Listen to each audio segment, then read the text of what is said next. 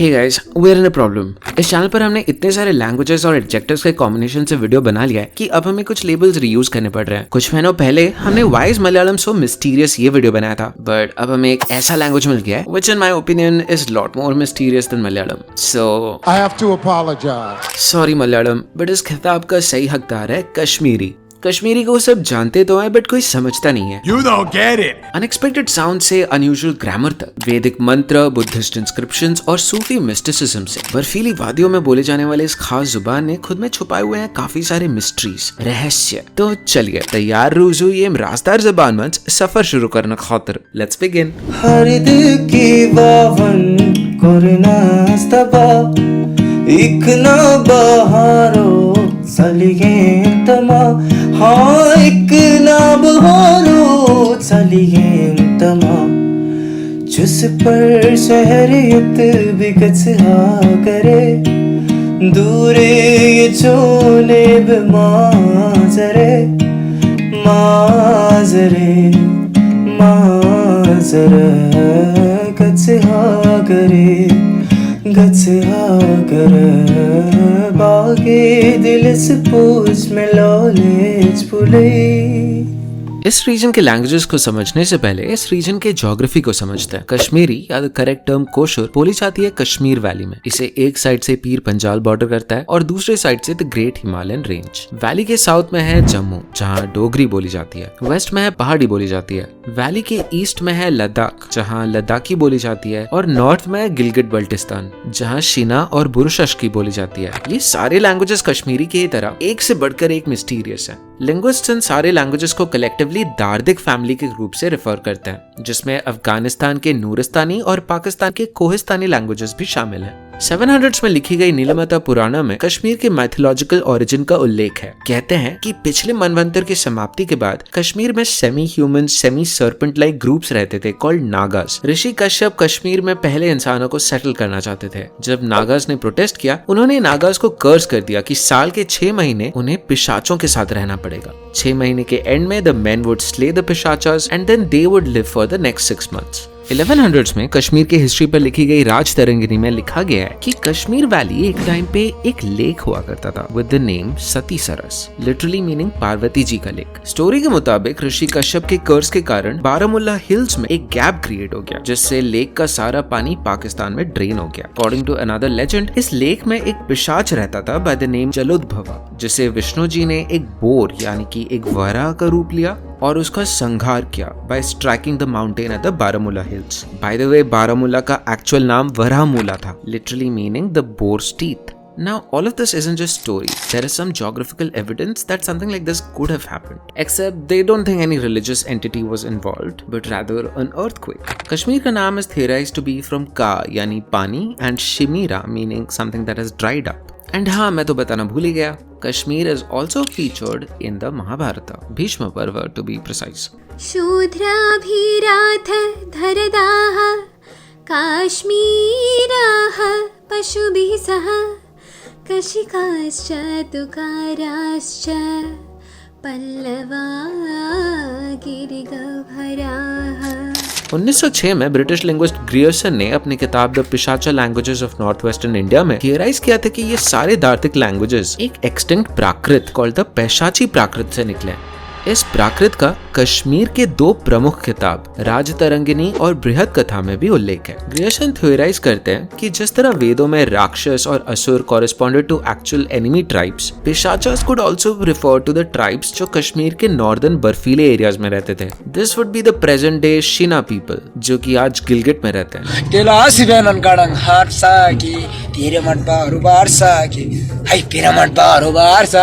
शिना जुबान को the language of the fairies भी कहा गया है because it has association with magic.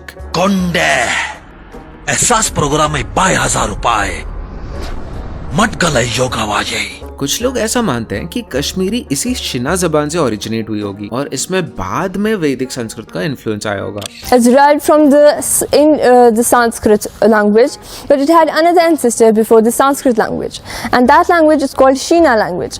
But after the emergence of Sanskrit, the Shina language got completely overlaid, and after that only Sanskrit was used in Kashmiri. Grierson के मुताबिक Dardic languages दोनों Iranian और Indo Aryan branches से अलग थे and they made a third distinct sub branch of the Indo Iranian family. So basically linguist सोचते थे कि जब पिशाचों की पैशाची और आर्यों की वैदिक संस्कृत एक दूसरे से मिल गए तब मॉडर्न डे दार्दिक लैंग्वेजेस ने जन्म लिया। But would you be surprise to know कि ग्रियर्सन की थियरी को आज एक्सेप्टेंस नहीं मिलता। ग्रियर्सन के बाद आए एक prominent linguist from Norway called Georg Morgenstierne. इन्होंने 1923 से 1971 तक देख रहे हो ना 50 साल के करीब अफगानिस्तान, पाकिस्तान, इंडिया और ईरान में बहुत सारे एक्सपीडिशंस किए। इन एक्सपीडिशंस में वो जगह जगह जाते, लैंग्वेज ऑडियोज कलेक्ट करते and they could study the Dardic languages very deeply. अपने एक्सपीडिशंस में शीना और कश्मीरी के अलावा मॉर्गनस्टाइनर जी मिले होंगे काफी सारे अलग दार्दिक लैंग्वेजेस से, जैसे कि चित्राल के खोवारी भाषा से,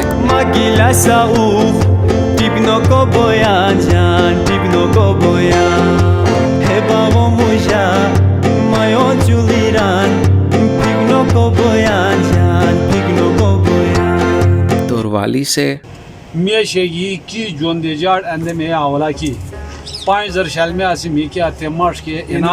अफगानिस्तान के नूरस्तानी यानी कलश, काथे और प्रेसून जैसे रेयर भाषाओं से,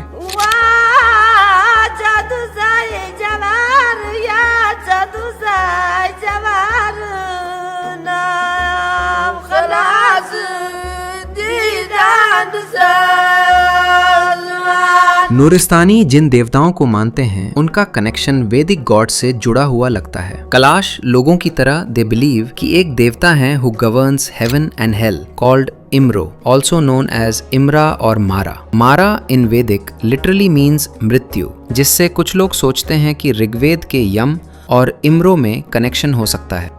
नूरिस्तानी वैसे is the politically correct term. पहले इस ग्रुप को काफिरी बोला जाता था because the speakers of these languages resisted accepting Islam for a very long time and hence were called Kafirs. However today they have been accepted in the Pakistani society and हर साल इनका annual कलश फेस्टिवल भी होता है जहाँ पे कई सारे कलश पीपल एक दूसरे से मिलते हैं। ये कोई जश्न नहीं है या ना कोई मेला है, ये फेस्टिवल कलाश लोग अपने मजहबी सकाफत के तौर पर मनाते हैं।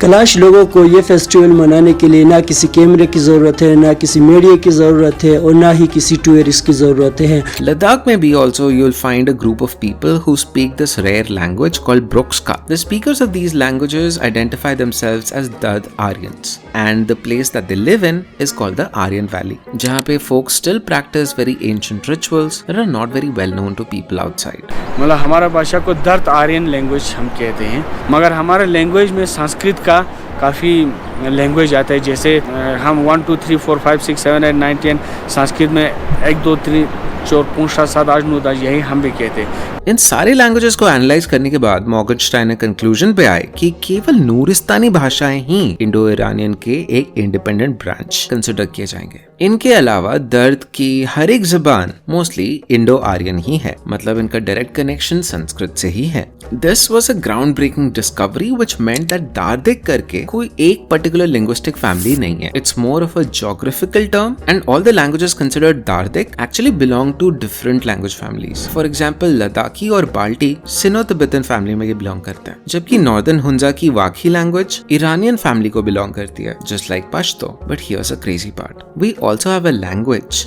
जिसका दुनिया के किसी और लैंग्वेज से कोई ताल्लुक नहीं है, मीड बुरुशस्की। बुरुशस्की बोली जाती है हुंजा, यासिन और नगर डिस्ट्रिक्ट्स में इन Gilgit Baltistan.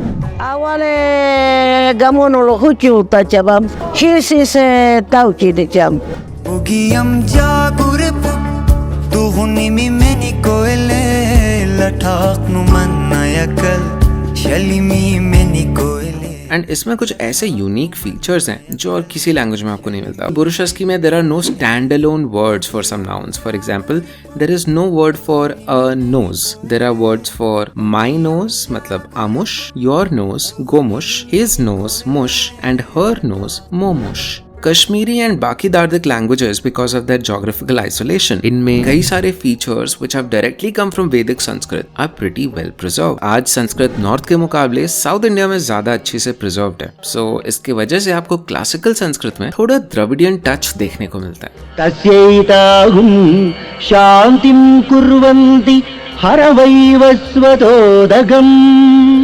But let's listen to this audio reconstruction of how Vedic Sanskrit would have sounded like. त्रयः कवयः सुरावतं गृहमाविशन् यत्र जनौमदं क्रीणाति पिबति च तत्र यायौषा मदस्य दामनैहिता सा ता अपृच्छत् किं यूयं त्रयः सुरायवः इति। Notice how the texture of this language feels a little different from classical Sanskrit. दार्दिक भाषाओं में आपको ये वैदिक संस्कृत का रिदम काफी abundantly देखने को मिलता है। For example, कलशा में लंबा को कहते हैं द्रिगा, which is virtually the same as the Sanskrit दीर्घ।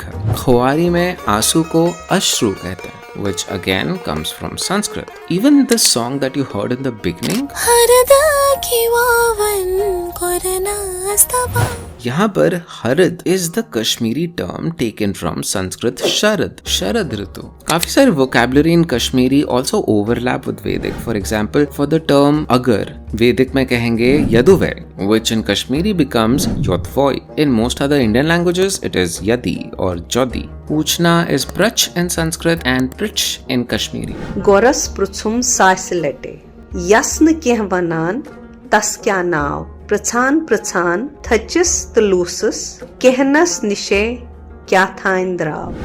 January, Tithir, February, Vahuk, March, Ziyat, April, Har, May, Shravan, June, Badr, July, Ashid, August, Kartik, September, Manjuhor, October, Puh, November, Magh, December, Fagun। Sanskrit में numbers में 2 हमेशा द्विरूट से आता है, पर आज north India की लगभग सभी लैंग्वेजेस में 2 या बा यूज होता है, लेकिन कश्मीरी में नहीं। जैसे 62 हिंदी में 62, संस्कृत में 62, कश्मीरी में 10, 72 हिंदी में 72, संस्कृत में 2 कश्मीरी में 2।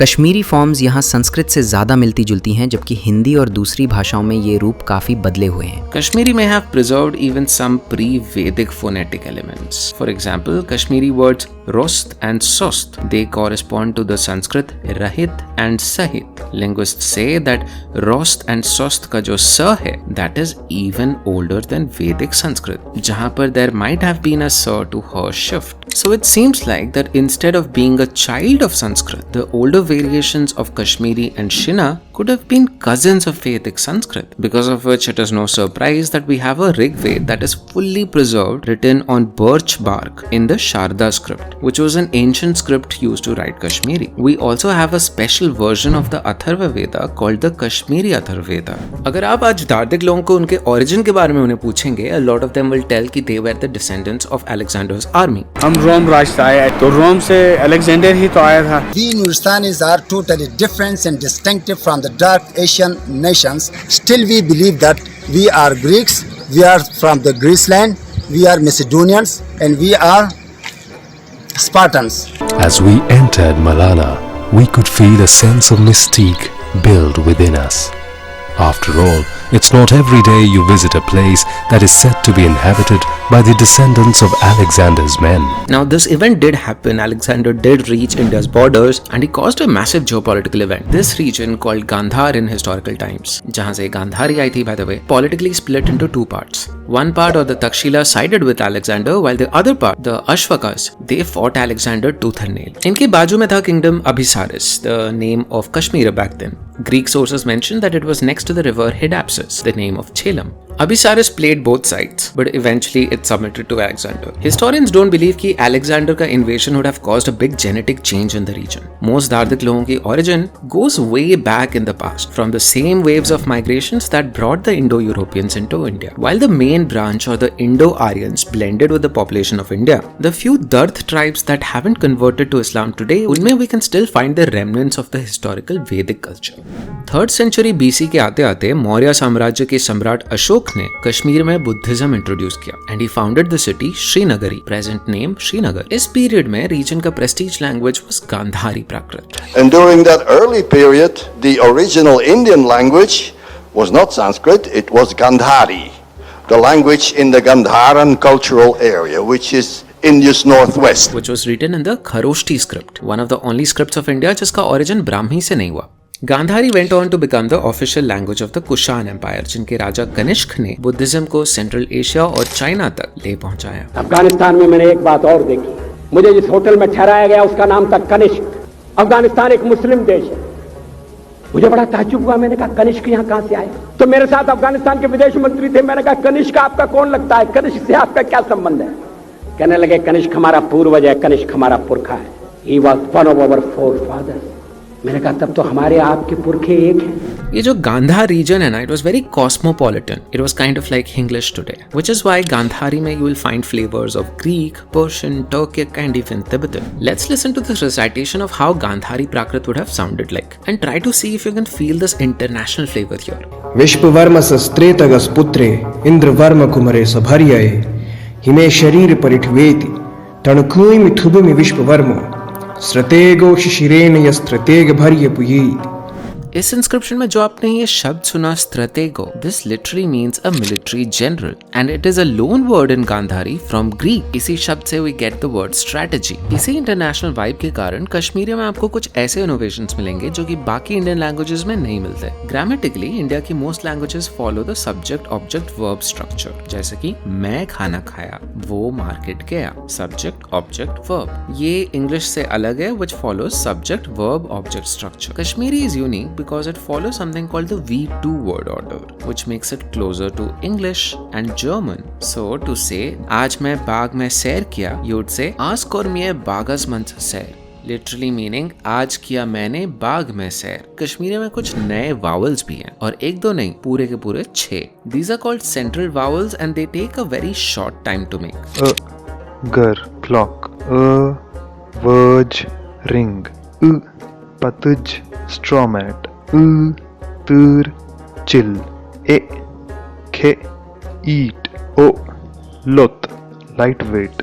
फोनेटिकली कश्मीरी में संस्कृत वर्णमाला के आखिरी 2 कॉलम्स यानी कि वॉइस्ड एस्पिरेंट्स और नेजल्स ये बिल्कुल नहीं यूज होते, of course with the exception of म एंड न. सो फॉर एग्जांपल खोआरी में पृथ्वी इज बूम as opposed to the Sanskrit bhumi. Nuristani में dhuan is doom and Kashmiri में दूध is dod. All of this makes Kashmiri very unique in India.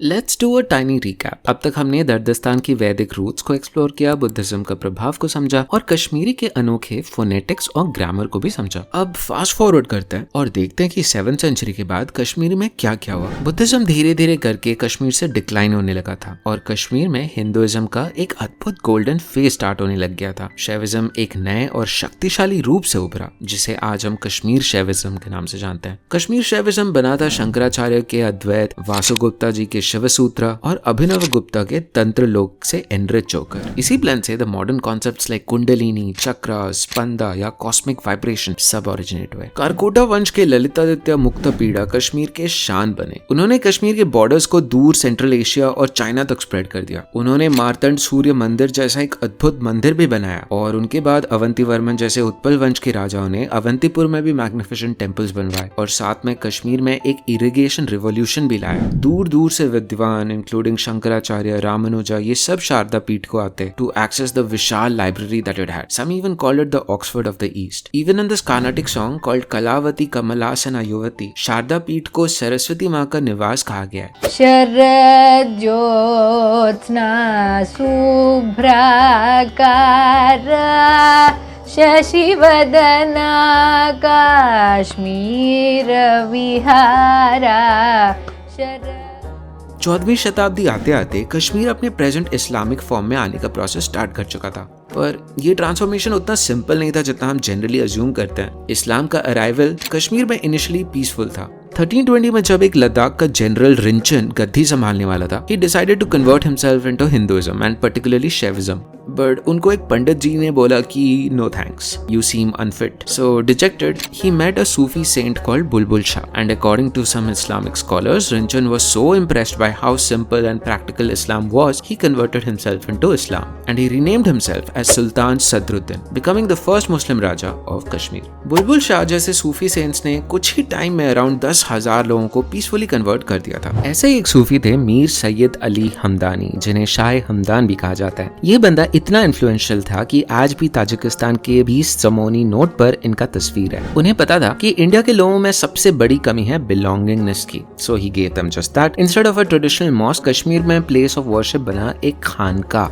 It's kind of like a mix of monastery and a community center, and around these khankas there were kitchens, schools, bazaars and a whole hierarchy of Sufi leadership. Islamic scholars say that it was the lower castes first who converted because Islam promised social acceptance more. Ali Hamdani also created economic opportunities by bringing new crafts like carpet weaving, promoting education in Persian and introducing new cuisine in Kashmir. जब कश्मीर में textile industry grow हुई तब ऊन की demand भी बढ़ी और इससे लद्दाख को भी कश्मीर के इन्फ्लुएंस में आना पड़ा। और हाँ, कंसिडरिंग कश्मीरी सेंट्रल एशियंस और पर्शियन से इतना ज्यादा ट्रेड करते थे who were already Muslims, converting to Islam also would have given them a business advantage. Islamic scholars के मुताबिक Tantra had kind of corrupted Hinduism and Buddhism most time, and there were a lot of meaningless rituals that involved things like wine and blood, which were quite common in Kashmir. तांत्रिक influence पड़ा था Hinduism पर, जो शिविज्म पर, magic पर ज्यादा, magic और wine और बाकी चीजें जो थी एम्फसाइज करती थी। तो उसकी वजह से लोग तंग भी आए थे, पेड़ लाइए, शराब लाइए, ये कर लीजिए, ये कर लीजिए। मार्को पोलो ने चाइना में सुना था कि कश्मीर के लोग जो हैं ऐसा मैजिक करते हैं, वो दिन को रात में बनाते हैं and they make their idols speak. ये जमाना ही था जादू का। So to a large section of society जो इन सब चीजों से बहुत परेशान हो चुकी थी, इस्लाम seemed like a more direct religion, a logical religion, a practical religion. उन्होंने इस्लाम को एक मुकम्मल ज़ाब्ता हयात के तौर पर जो है लोगों के सामने पेश किया। यानी छोटी सी छोटी चीज से बड़ी सी बड़ी चीज जो है वो इस्लाम किस तरह से गाइड करता है उसको उन्होंने बताया। फास्ट फॉरवर्ड टू 1389, सुल्तान सिकंदर गद्दी पर बैठे हैं और उनके टाइम पर कश्मीर में आते हैं मीर मोहम्मद हमदानी, शाह हमदानी के बेटे। He comes to Kashmir with 300 trained preachers, but इस बार माइंडसेट अलग था। It was more orthodox, more rigid, with the aim of full control. मात्र 22 साल के मोहम्मद कश्मीर के सुल्तान सिकंदर को बहुत ज्यादा प्रभावित करते हैं। डेली सुल्तान एक स्टूडेंट की तरह उनके पास जाते हैं और इस्लाम पर लेसन्स लेते हैं। But the real game changer wasn't Mir Mohammad, it was Suha Bhatt, Sikandar का आर्मी चीफ और चीफ मिनिस्टर, जो एक बहुत पावरफुल कश्मीरी ब्राह्मण भी थे। And here comes the most tragic irony of Kashmir's history. Kashmir में हिंदू हेरिटेज को दो अलग अलग दिशाओं से चैलेंज मिल रहा था और दोनों चैलेंज हिंदुओं से ही मिल रहा था। एक तरफ थी लल्लेश्वरी या लाल तख्त, she was a Shaivite mystic जो अपनी पोएट्री या वक्स से ट्रेडिशनल हिंदुइज्म को चैलेंज कर रही थी। उनका मैसेज स्पिरिचुअल था, पॉलिटिकल नहीं, बट थैंक्स टू हर एक ऐसा फाउंडेशन ले हो गया था जहां रेडिकल आइडियाज पनप सकते थे। शिव छुए थल थल रवज़ान, मोवज़ान हुंदत मुसलमान, त्रुकए चुकपनुन पान परज़ा,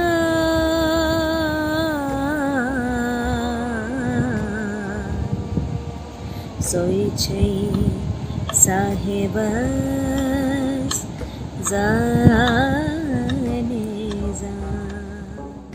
और दूसरी तरफ था सुहा भट्ट। मीर मोहम्मद से इन्फ्लुएंस्ड होकर he converted himself to Islam and became Malik Saifuddin. उसकी बैक स्टोरी थोड़ी अजीब है। एक बार वो बीमार पड़ा था और डॉक्टर उसे मटन सूप प्रिस्क्राइब किए थे। एक वेजिटेरियन ब्राह्मण होने के नाते उसने अपने कम्युनिटी से परमिशन मांगी, बट द ब्राह्मण community not just refused but also called him polluted या अपवित्र। सून आफ्टर उसकी बेटी के लिए हिंदू समाज से रिश्ते आना बंद हो गए थे। Heart broken and socially ostracised जब उसने कन्वर्ट किया, he became Islam's most radical enforcer. Mir Mohammad के साथ मिलकर, by the way, he also got his daughter married to Mir Mohammad, सुहा भट्ट सुल्तान सिकंदर को ऐसे इन्फ्लुएंस किया कि पूरी कश्मीर का सूरत हाल बदल गया। 1398 से हिंदूज का सिस्टमैटिक परसिक्यूशन स्टार्ट हो गया। Mind you, at this time Kashmir was largely Hindu and Buddhist. चारों तरफ मंदिर और स्टैचूज ये सब थे कश्मीर में। So systematically Sikandar started demolishing them. उसने इतने सारे मंदिर और मूर्तियां तोड़े that he got the title बुद्ध शिकन, भूतों को तोड़ने वाला,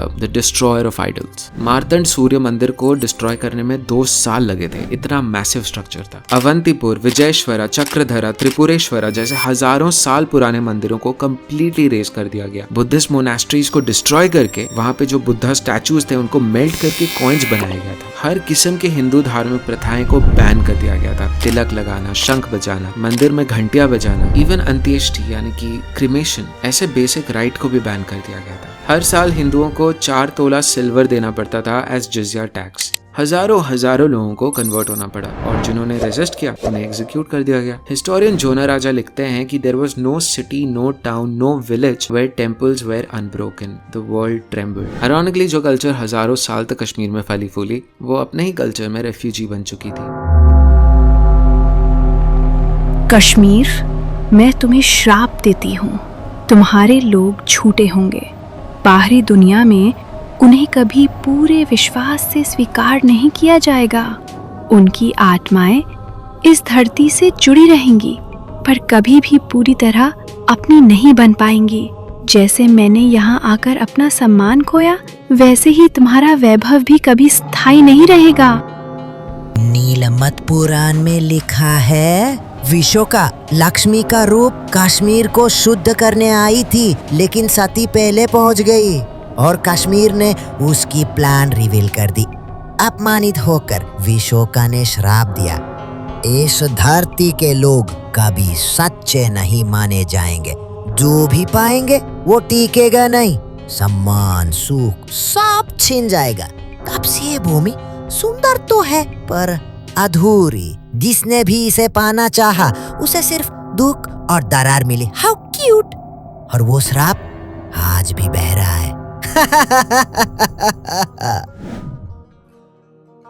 चाहे इसे विशोका नदी या लक्ष्मी माँ का श्राप कहो या कर्मों का विचित्र खेल, जिस किसी ने कश्मीर को अपना मानने का अहंकार दिखाया है, उसे किस्मत की ऐसी मार मिली है, क्या कहें। बुद्धशिकन की बात कर लो। He is said to have died from a very slow, painful death from elephantitis actually. Suha Bhatt, tuberculosis. That's also quite painful. And Mir, well, he died actually quite peacefully on his return back from Hajj at the age of 78. Kashmir छोड़ने से पहले, one good thing that he did, he passed on his responsibilities not to any foreigner, but to a indigenous Kashmiri, Nund Rishi, जिन्हें आलमदार कश्मीर भी कहा जाता है। He was a figure who was revered both in Islam and Hinduism. He came from a family of recently converted Hindus, and लोग मानते थे कि वो कश्मीर में कश्मीरियत का कल्चर इंट्रोड्यूस किए थे। He started a new Sufi order called the Rishi order. Hindu उन्हें संत मानते हैं और मुस्लिम उन्हें पीर का दर्जा देते हैं। सिकंदर की मौत के बाद एक ग्रेट रिडेम्पशन आर्क बिगैन इन कश्मीर। उसका बेटा ज़ैन उल Abdeen, who also goes by the name Shahrukh Khan, बदशाह या द ग्रेट किंग के नाम से मशहूर हुआ। उसने अपने पिता के पॉलिसीज को पूरी तरह से रिवर्स कर दिया। जिजिया हटा दिया, तोड़े गए मंदिरों को रिपेयर करवाया गया और जिन लोगों को जबरदस्ती कन्वर्ट किया गया था उन्हें वापस अपने धर्म में आने की आजादी दी गई। उन्होंने खुद शारदा स्क्रिप्ट सीखा और महाभारत को पर्शियन में ट्रांसलेट करवाया। जिस आदमी के फादर ने बुद्धशिकन का टाइटल अर्न किया, उसी के बेटे ने टॉलरेंस का एक नया सिंबल दिया कश्मीर को। Kashmir in that sense has its own way of achieving poetic justice. 1947 में जब भारत का विभाजन हुआ था तो पाकिस्तान से आए कबैली रेडर्स ने कश्मीर पर अटैक करके मुजफ्फराबाद, बारामूला और present day Pakistan occupied Kashmir और गिलगिट बाल्टिस्तान के सारे एरियाज क्लेम कर लिया। वही एरियाज जहां शीना और कोहिस्तानी बोली जाती हैं, languages which are funnily closer to Sanskrit than even Marathi और तेलुगु। आगे की कहानी तो शायद आपको पता ही है, so let's stop here and do some thinking.